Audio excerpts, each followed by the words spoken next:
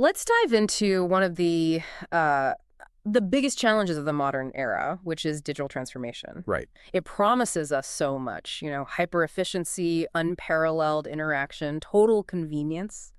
But when you actually look at the data, you realize that convenience is not distributed equally at all. It creates this profound paradox. It really does. The sources we're using today frame this problem perfectly. I mean, they open with an author describing their pre-dawn routine. Yeah, the smartphone as the mission control center. Exactly. Adjusting the heat, checking international news, scheduling the whole day, just total control, immediate access. But then you have the contrast. Right, the contrast with millions of others in the same country, people Right. waiting for a phone call that might not even come, or traveling miles just to buy a stamp or get cash. Because the automated services are completely inaccessible to them. And that gap, that's what defines digital poverty. It is. We might live on the same planet, but we are fundamentally inhabiting different digital realities.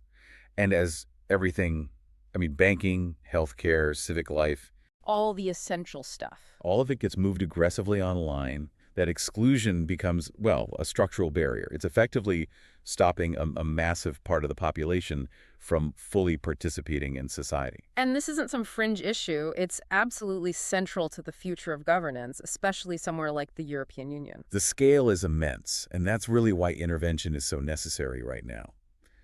Official reporting from the EU's Digital Decade Initiative estimates that only slightly more than half of Europeans have even basic digital skills. Just over half. That's staggering. It means nearly 50% of the population is likely struggling to navigate a state that is rapidly becoming 100% digital. And crucially, this isn't random. Who is actually being left behind? Well, it correlates directly with existing socioeconomic challenges. We see these skill gaps tied very strongly to age, to education levels, income, disability status. So it's reinforcing existing inequalities. Precisely. So if you're aiming for true universal service, which is what the EU says it prioritizes, you can't just hope training fixes it. You have to design a structural, permanent solution for the people who will always need some assistance. Okay, so that is our mission for this deep dive. To explore the proposed blueprint for ensuring that universal access, a way to bridge this digital poverty gap with security and trust. And without just rolling back the clock and reintroducing loads of paper documents. Right. We're focusing on this very specific structural assistance model designed to fix this. To understand the solution, you really have to start with the regulation that created this pressure point. The catalyst for this whole conversation. Exactly. It's the massive overhaul of the European Digital Identity Framework, eIDAS 2. eIDAS 2. It's a foundational shift. It mandates the rollout of the European Digital Identity Wallet, or the EUDI wallet. And this isn't just a piece of tech, it's a political mandate. Meaning every single citizen in the bloc has to be offered one. They have to be. And the clock is ticking pretty loudly on this one. It is. The sources lay out a very strict timeline. By late 2026, every single member state must make at least one version of this EUDI wallet available. And then soon after that, public bodies, key private sectors, they all have to be ready to accept it. To accept and use the identification and the attestations, the verifiable proofs of attributes that are inside that wallet. So if you're a citizen, your ability to prove who you are, or that you have a right to benefits, or to prove your medical history, it's all becoming tied to your ability to operate this digital container. Which brings us right to the core vulnerability. If identity and essential services are mandated to be digital and cryptographically secure. Requiring you to control your own device or key. Right. What happens to the citizen who, for whatever reason, just can't perform that action themselves?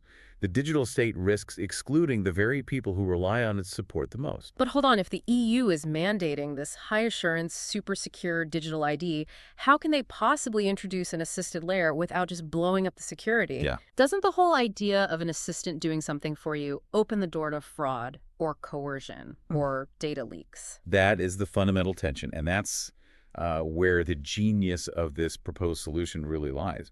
Instead of creating a separate, lower security system for accessibility, they're leveraging the incredibly high security and trust standards already built into eIDAS 2. So they're using the same high-level mechanisms. Specifically, the Qualified Trust Service Assurance mechanisms.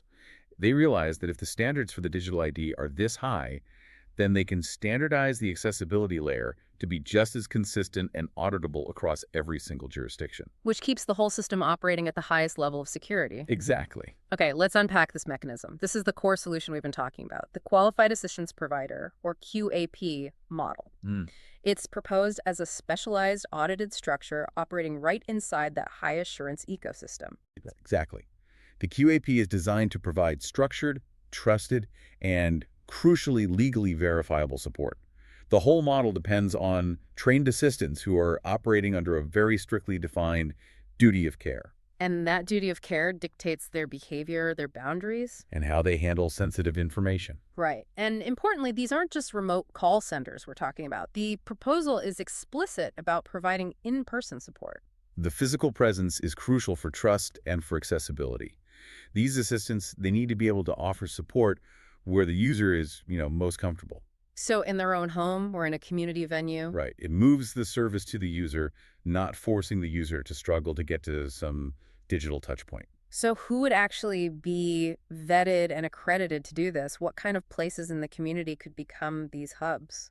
Well, the sources point to existing trusted community anchors. We're talking about local councils, accredited NGOs that focus on social services, and critically public libraries. Libraries, that makes so much sense. They're entities that already have that community trust, which is the absolute foundation for success here.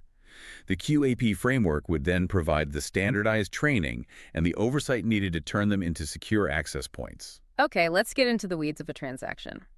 If I'm digitally illiterate and I need to, say, file a tax form using my EUDI wallet, what is the QAP assistant actually doing? Good question. Are they logging in with my password? Because that sounds risky. No, absolutely not. That would completely destroy the principle of non-repudiation and security. The QAP assistant acts as a certified process facilitator. They do not hold the user's secure key or password. So how does it work? The transaction flow is meticulously designed. So typically, the assistant brings a secure, certified QAP device. They help the user physically to initiate the transaction.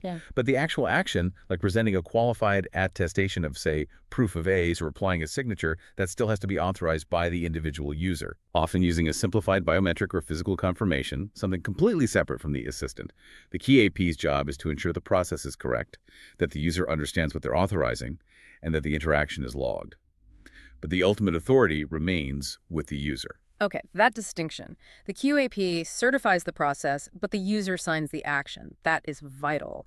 But it still leaves the big legal question hanging. Legal equivalence.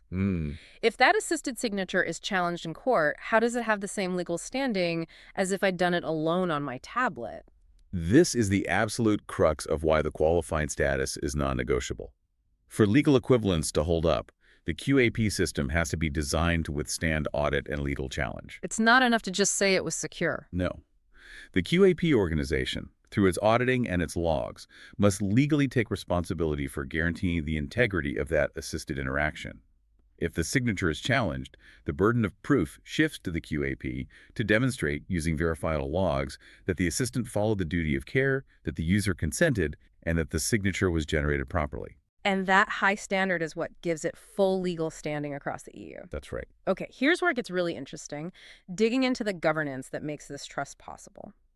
The sources suggest linking QAPs to the most trusted digital infrastructure we have, the Qualified Trust Service Provider, or QTSP. This is truly innovative. We usually think of QTSPs as providing cryptographic services, issuing certificates, validating timestamps, things like that. Oh, very technical. Hardware and code assurance. They're audited to the absolute highest levels. And the proposal is to expand that definition. Precisely.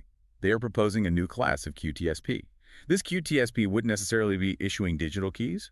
Instead, it would be acting as the formal organizer, certifier, and auditor of the human assistance services, the QAPs. So it's certifying human training and procedures and physical security. And adherence to that duty of care. Not just certifying a cryptographic algorithm. So the infrastructure that we use to trust silicon encode is now being repurposed to certify the trustworthiness of a person in a library helping a senior citizen with a form. That is a fundamental expansion of what trusted service even means in the digital age. It connects the human layer directly to the highest legal assurance layer in the EU. It means that libraries and NGOs, once they're certified, They stop being just informal community centers. They become legally essential, audited infrastructure for the modern digital state, They do. which also requires a serious discussion about system resilience. You mentioned earlier the trend is towards service consolidation, creating one efficient digital channel. But doesn't that make the whole system incredibly fragile? It does. If that single pipe fails, everyone is shut out, and the people who need the most help are the first to suffer. If we connect this to the bigger picture, yeah, service consolidation is a double-edged sword. You get efficiency, but you create a critical single point of failure. Designing for universal inclusion means you have to design for resilience. We have to plan for failure. The sources are very clear that layered safeguards are non-negotiable. This means mandatory offline contingencies for the most critical services, like emergency healthcare or benefit payments. It means ensuring infrastructure is distributed, not centralized. So a local internet outage doesn't halt national service. Exactly. And the QAP itself must be resilient, right? What does that look like? Well, the QAP network has to be able to pivot.